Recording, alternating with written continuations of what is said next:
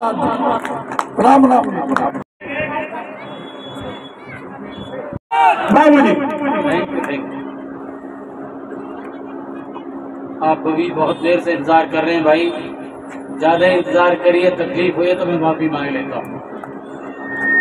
आदरणीय आज के इस ऐतिहासिक चुनाव के कार्यक्रम में आप काफी भारी संख्या में हाजिर, मेरे सभी बुजुर्ग, मेरे साथी भाई रघुवीर जी तेरतिया आपके विधायक रहे हैं, विधायक से ज़्यादा ही पंच है ना से भाई ठाकुर राजाराम जी,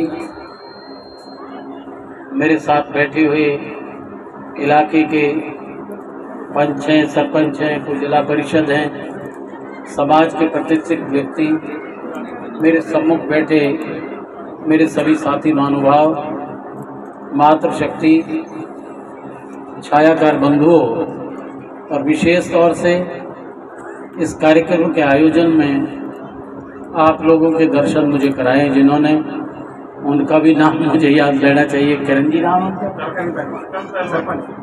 करण पहलवान जी और उनके साथी और सभी महानुभाव। बारे की सरदारी का मुझे तो सारे सरदार दिखे जो निर्माण करते हैं, उनसे बड़ा कौन है। ये किंग मेकर सबसे बड़ी ताकत है भाई। तो आप निर्माता हैं, समाज के प्रतिष्ठित व्यक्ति हैं। साथियों, ये 24 का चुनाव एक महत्वपूर्ण चुनाव है और मैं आपके बीच में कांग्रेस और आपके प्रत्याशी के रूप में ही नहीं, मैं जनता का प्रत्याशी भी बनकर आया हूँ। मैं इसको इसलिए कह रहा हूँ, प्लीज क्यों चिंता करते हो, बड़े तो कई चीज़ों को शिव जी तो करले को उतार जाते हैं भैया। खैर, मैं इसका इसलिए कह रहा हूँ, रघुवीर जी तेवतिया कह रहे थे कि सत्य है मैं तो राजनीतिक जीवन से दूर जा रहा था। मैंने पिछली बार भी अपना टिकट विजय प्रताप को अपने बेटे को दिलवा दिया था, लेकिन 24 के महत्व के चुनाव के महत्व को देखते हुए पार्टी ने 3 बार सर्वे कराया। सर्वे में तीनों बार जनता की तरफ से जो कुछ भी फीडबैक मिला पार्टी को, बार बार ये कहा कि यहाँ से महेंद्र प्रताप को ही तुम्हें लाना होगा। तो भाई मुझे तो जनता की सर्वे ने बांध दिया, और मैं तो शायद दूर चला गया था कि नहीं, मेरे लायक अब राजनीति बहुत कम रह गई। मैं और स्वभाव का व्यक्ति हूँ, मेरा राजनीतिक जीवन बहुत काफ़ी लंबा रहा है। मुझे शायद नाम से जानते होंगे, शायद मेरे काम से बहुत लोग नहीं जानते। मेरे पिता का संबंध तो इस इलाके से भी सबसे रहा है। तो नेत्राम जी का नाम तो आपने सुना होगा, उस समय के जिला परिषद चेयरमैन थे जब गुड़गांव महेंद्रगढ़ तक कर यहाँ एक ही जिला हुआ करता था। जब उन्होंने शरीर छोड़ा, मुझे याद है, जिला परिषद के चेयरमैन थे, दोबारा भी लोगों ने चेयरमैन चुन लिया था, लेकिन उनको बीमारी ऐसी अचानक हो गई। तो 2 दिन पहले शरीर छोड़ने पहले चौटुंडा आड़ंगपुर के जिला परिषद के मेंबर हुआ करते थे, और कंवर गुरदत्त सिंह जी भी जिला परिषद के मेंबर थे बल्लभ। उससे हम तो छोटे से बच्चे थे, मेरी उम्र शायद 17 साल के करीब थी, लेकिन अच्छी तरह मुझे आज भी याद है।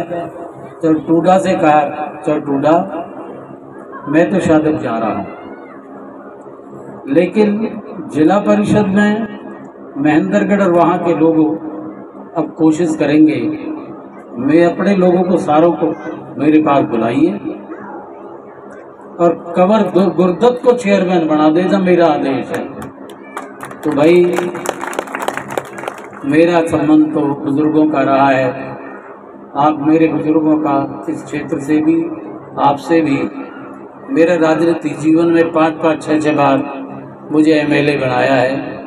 मेरे पास 5-6 डिपार्टमेंट भी रहे हैं। मैं सीएलपी लीडर भी रहा हूँ। लेकिन मैंने अपने जीवन को तपस्या के रूप में देखा है, काम के रूप में देखा है। लगातार 4-4 बार, 3-3 बार लोग यूं ही नहीं चुन देते। कहीं ना कहीं उनके कर्म में, काम में सदाकत होगी, लोगों ने उसका मुआवजा दिया होगा। तो मैंने अपने काम को, अपने कर्तव्य को एक धर्म समझते हुए निभाने का भाई प्रयास किया है। और शायद उसी कारण से चारों तरफ से जनभावना क्यों पता नहीं सर्वे में पैदा हुई है, ये मैं भी नहीं जानता।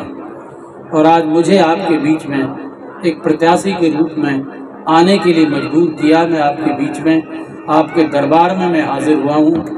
मैं आपको बहुत समय से आप देख रहे हैं, मैं आपको नमन करता हूँ और आपका एक किस्म से आभार भी व्यक्त करता हूँ।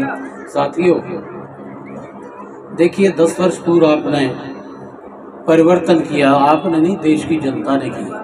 उसके 2 कारण थे।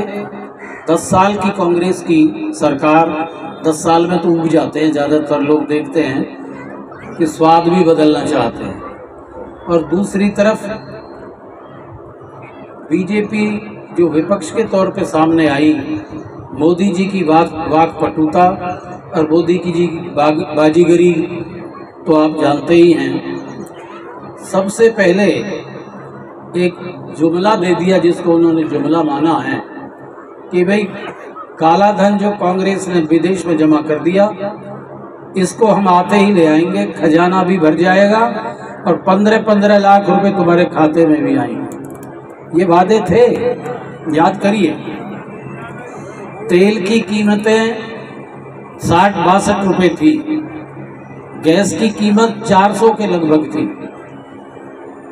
उनके लिए भी भैंसा बुग्गियों में मोटरसाइकिल और गैस के सिलेंडर रख लेते थे और कांग्रेस को दोषी और कोसा करते थे, मुझे याद है। और कहते थे हम सत्ता में आए, एक तो वादा वो बता दिया मैंने, दूसरा क्या करते, तेल हम 35 रुपए लीटर देंगे, गैस का सिलेंडर 250 रुपए में देंगे। याद है कुछ आप लोगों को? नहीं, 10 साल पुरानी बात है। आप बताइए। जब शाहजी ने 2 साल बीत गए, 3 बीत गए, तो मीडिया के भाइयों ने कहा शाहजी तेल और कीमतों के साथ साथ सबसे पहले तो हम ये बताइए, बात करूंगा कि ये पैसे 15 लाख और काला धन की क्या पोजीशन रही? बात करूंगा बाद में। शाहजी ने खुद कहा 2 घंटे कि भाई ये तो इलेक्शन के जुमले थे। याद है?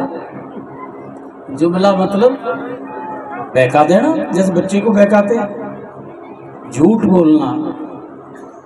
अगर कोई भी व्यक्ति अदालत में ये एडमिट कर ले अपने किसी गलती को, तो सजा देती है ना जनता। और 140 करोड़ की जनता में जो झूठ बोल के बहका जाए, तो फिर सजा नहीं दी हमने, बल्कि माफ कर दिया दूसरी बार भी। कि बहुत दूसरी चीज़ें आ गई, उसके लिए तो मैं ज़्यादा नहीं कहना चाहता। उसके लिए तो सतपाल मलिक जी बता सकें जो क्या कुछ हुआ है, इन्हीं के गवर्नर। तो मेरा मतलब ये है, इन लोगों का एक ही सबसे बड़ी नीति है कि मीडिया के माध्यम से, एक थ्योरी है गोबल्स की, कि एक चीज़ को बोले झूठ कहते चले जाओ, जो कुछ भी तुमने कर दिया गलत है, सही है, और उसका विरोध कहीं सामने ना आने दो, तो वो चीज़ सत्य ही साबित होने लगती है, महसूस होने लगती है। तो मीडिया तो भाई आज ये तुम भी जानते हो कि मीडिया को तो गोदी मीडिया माना जाता है। वही प्रचार दिन रात। अगर कोई विरोध की बात करोगे, तो एक गांव के बुजुर्ग ने एक दिन मुझे बताया, ने कह रहे भैया तू एक काम कर, गाँव की तो बात छोड़ दे, या सरकार वाले में एक बहुत बड़ा गोहेरा है। गोहेरा शब्द इस्तेमाल किया, मैं हंस पड़ा, गोहेरा सरकार को कैसे? देखिए गोहेरा ही तो है जो ईडी-पीडी के छापे लगा हुए हैं, इनते तो रही है चौकस। ये जा दिखावे हैं गोहेरा, या तो कहते हैं हमारी तरफ आ जाओ या जेल में चले जाओ। उन्हें तो देख लीजिए शहर में, तू गाँव में हम आप देख लेंगे। तो भैया इन्होंने तो प्रजातंत्र को और संविधान को भी ताक पर रख दिया है। वादे तो बहुत दूर की चीज रही, तेल की कीमत तो 100 पे पहुंचा दी, गैस के सिलेंडर 1000 पे पहुंचा दिए, काले धन न थे, अगर थे तो इन्हीं के नाम है जिनको उजागर नहीं कर रहे, कहाँ आया। तो ये सारी चीजें ये है कि आज कहाँ खड़े हैं हम, कहाँ देश खड़ा है, इस चीज को हमें समझना होगा। देश के ऊपर जिस समय मनमोहन की सरकार थी, याद करिए, उस समय की अर्थव्यवस्था दुनिया में बेहतरीन मानी गई थी। हर व्यक्ति चारों तरफ कमाई के साधन और इतनी सुदृढ़ अवस्था थी आर्थिक दृष्टि से मनमोहन के टाइम में कि भारतवर्ष की अर्थव्यवस्था नहीं हिली थी, अमेरिका की अर्थव्यवस्था हिल गई थी। उस समय देश के ऊपर तो तकरीबन 55 लाख करोड़ का कर्ज था जब से भारतवर्ष बढ़ा जब तक। और आज कितना है? आज 205 लाख का करोड़ का कर्ज है 10 वर्ष में। तो कहाँ जा रहा है देश? कर्जे के घी पी रहे हैं और कर्जा ले रहे हैं। जीडीपी का तकरीबन 82% आंकड़े जो कहते हैं, मैं तो उस आधार पर कह रहा हूँ भाई, इतना कर्ज है जो बहुत खतरनाक स्थिति में है। ये पैसा कहाँ जा रहा है? करप्शन की भेंट चढ़ रहा है। आप यही देख लीजिए, फरीदाबाद को दूर के छोड़ दीजिए, ये मेट्रो किसकी है? कांग्रेस की है। ये जो एलिवेटेड रोड है, बड़े तो अब है, लेकिन शुरुआत बदरपुर से आगे कर दी थी हमने। ये ऑनगोइंग काम है, तो बनने थे। मेडिकल कॉलेज बने हैं, हॉस्पिटल बनी है, इंजीनियरिंग कॉलेज बने हैं, IMT बनी है, इतनी अंदर डेवलपमेंट हुई चारों तरफ 10 साल में, जिसका कोई कहना नहीं है। अरे 10 सालों में क्या हुआ है? कोई भी एक प्रोजेक्ट बता दे कि कोई भी बड़ा प्रोजेक्ट ऐसा इस देश में, यहाँ देश छोड़ दीजिए, फरीदाबाद के लिए बड़ा हो। हैवी इंडस्ट्री, ये सारी मिनिस्ट्री तो ये ले लेते हैं, एक भी मदर यूनिट लगी हो यहाँ, बड़ी इंडस्ट्री जिससे लोगों को रोजगार मिले, मदर यूनिट उसे कहते हैं। उसके सहारे सैकड़ों यूनिट और लगती है, निवेश होता है और उसका फायदा नौकरियों में मिलता है। तो आज कहाँ है? बेरोजगारी वो बढ़ गई, 2.5 करोड़ की बजाय बेरोजगारी मेरे ख्याल लाखों और निकल गई।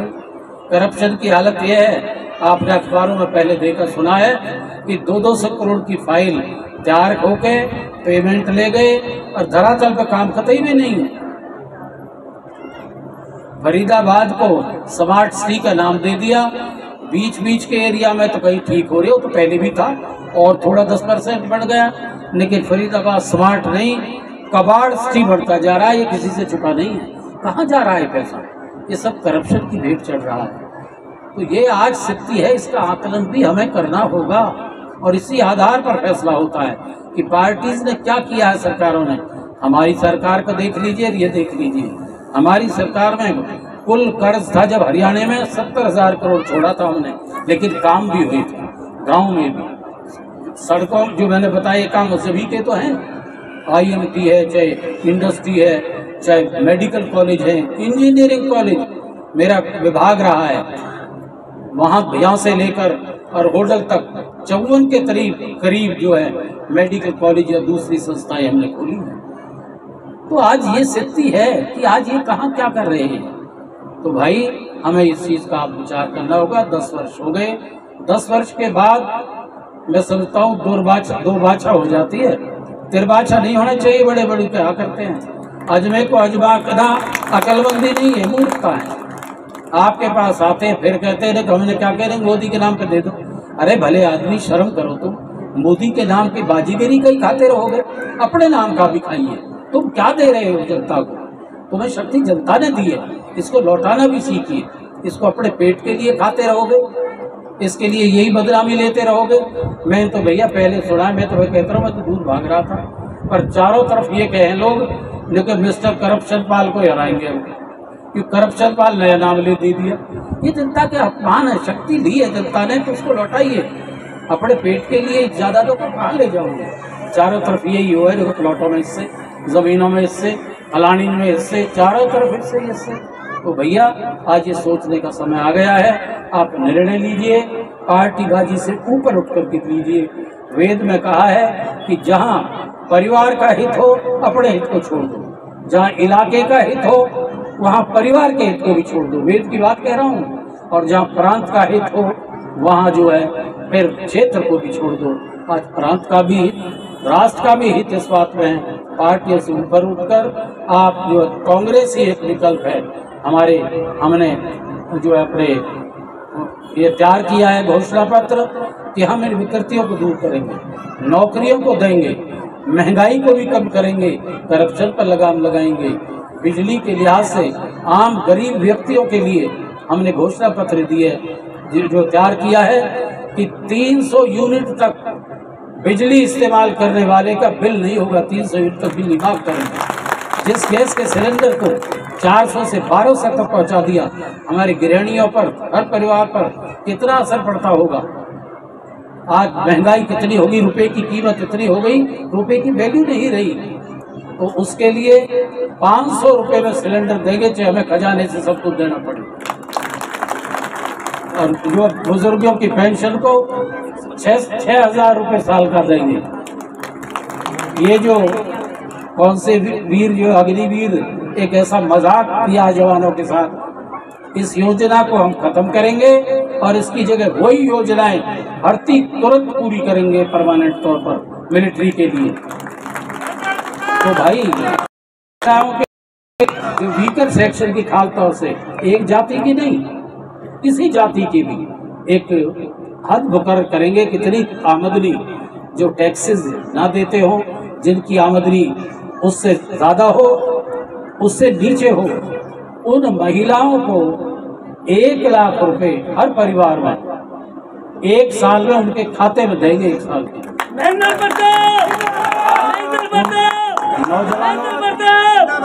उन नौजवानों को जिन्होंने डिग्री होल्डर हैं, डिप्लोमा होल्डर हैं, वो 8-10 हजार की नौकरी करने पर मजबूर हैं। जब तक उनको सर्विस नहीं मिलेगी, उनको भी 1 लाख रुपए साल के उनके खाते में देंगे, जिससे कम से कम वो गुजारा करें, अपनी नौकरी का इंतजाम करें।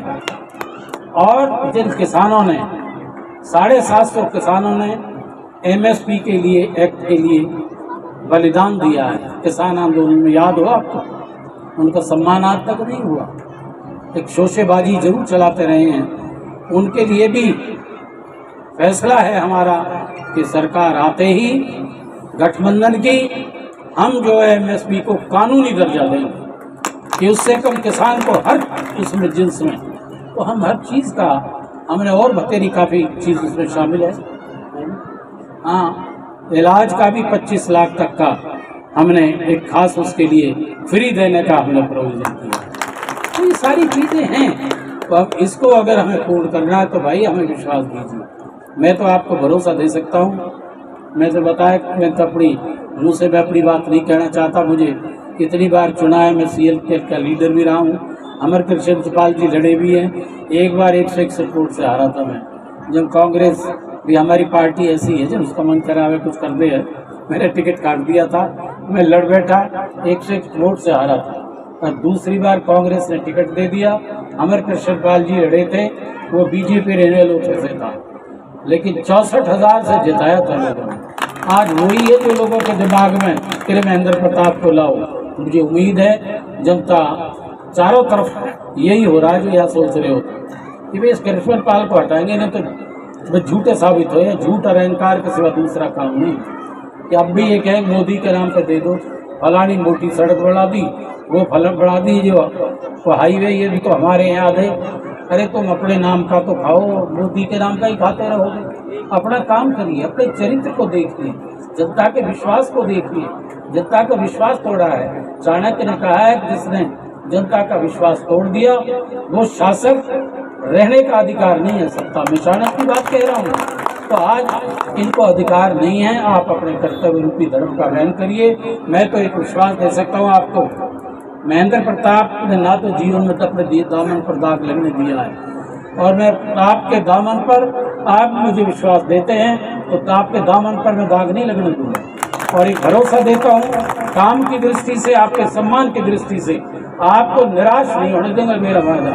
अंत में मैं आपसे अपील करते हुए कि एक वोट कांग्रेस के नाम पर महेंद्र प्रताप के हवाले आप करिए। विश्वास को हाथ के बटन पर दबा करके मुझे शक्ति दीजिए। इस शक्ति का इस्तेमाल अपने लिए नहीं करूंगा, आपके लिए करूंगा। आपका बहुत बहुत धन्यवाद।